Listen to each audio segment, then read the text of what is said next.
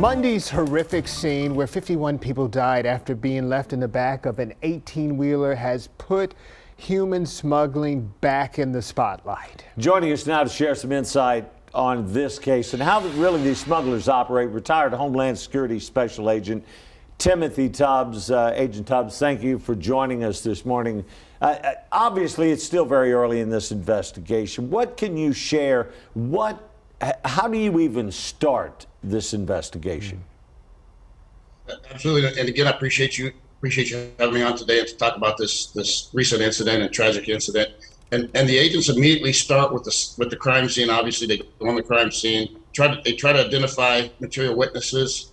Try to identify obviously the subjects involved. But ultimately, they will get the leads that they need and work with our foreign counterparts and identify the entire smuggling organization, from the point of origin in the home countries to the transit countries and in the United States, and make those criminal arrests and criminal prosecutions. And yes, sir. Go ahead. No, finish.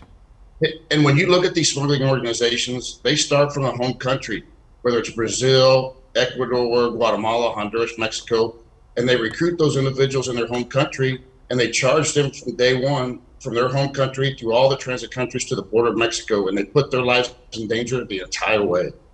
Obviously, there is a huge lapse somewhere, or somebody was paid some money for somebody to get in. That's an assumption on my part. It's being reported that the migrants were covered with steak seasoning. Can you speak to how they were able to get in? I know it's expertise speculation, but could you shed some light on this for us? Absolutely. If you look at migrants from Mexico, they pay anywhere from $5,000 to $10,000 per person to be smuggled. Central Americans pay anywhere from $15,000 to $20,000. And if you look at other countries such as China, Afghanistan, Bangladesh, etc., they'll pay up to $40,000 to be smuggled to the U.S. And these organizations have organizational members through all the transit countries and have to pay fees as they go through each country. Once they get to the border of the U.S., then they bring them across in small numbers, one, two, three people at a time, and then they put them in stash houses in the U.S. These stash houses have no electricity, no water. They barely feed them. They hold them there locked in until they pay their final fees to come to the U.S. And then once they get a truck driver who's willing to drive them also for a fee, then they load them in the back of a semi-truck. There were probably over 100 aliens in that semi-truck.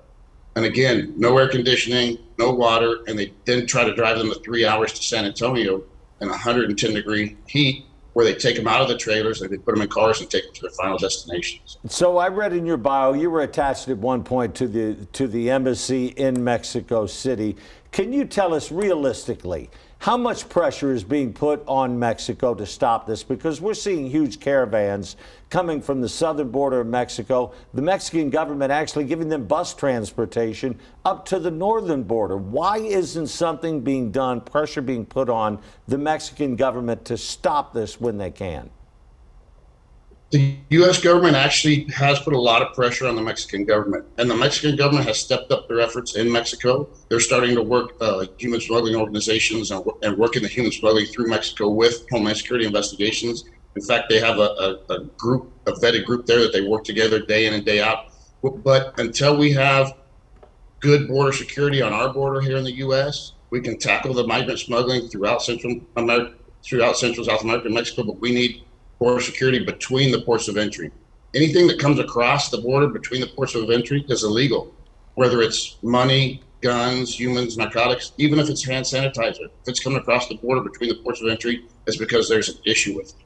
Okay, Special Agent Timothy Tubbs, retired Special Agent Timothy Tubbs, thank you for your words and your expertise. We're going to have to leave it right there. Thank you again.